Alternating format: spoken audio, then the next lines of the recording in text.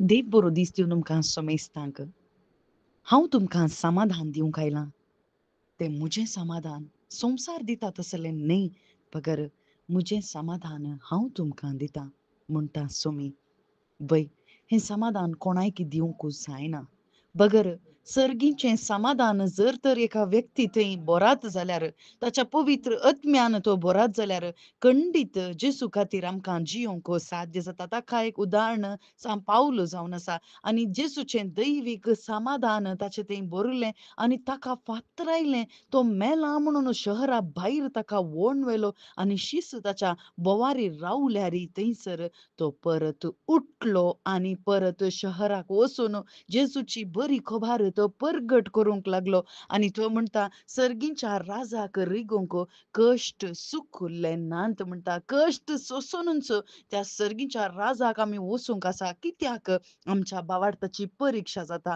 जर तर आमची भावार्थाची परिक्षा जाता जाल्यार खंडीत आमी भांगारा प्रास तो मोलादीक तो भावार्थ आमकां उरोवंक जाता. कित्याक भांगार समेत थंयसर उज्यांत लासून थंयसर पळयतात कितलें तें मोलादीक जावन आसा म्हणून. आनी थंयसर आमचो भावार्थी थंयसर उज्यांत घालून लासले बरी कश्ट सूख उरले नात आनी हे कश्ट आमकां कितें करतात?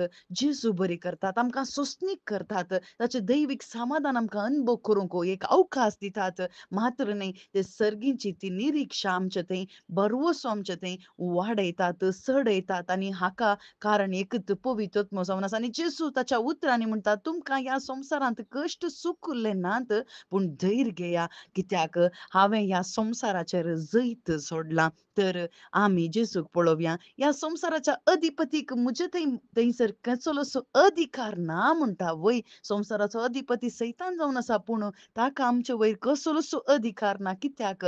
जेजूच्या पवित्र आत्म्याक घेतिल्ल्याक जेजू बरीच जावंक जेजू आपोवणें दिवन आसा. आमेन.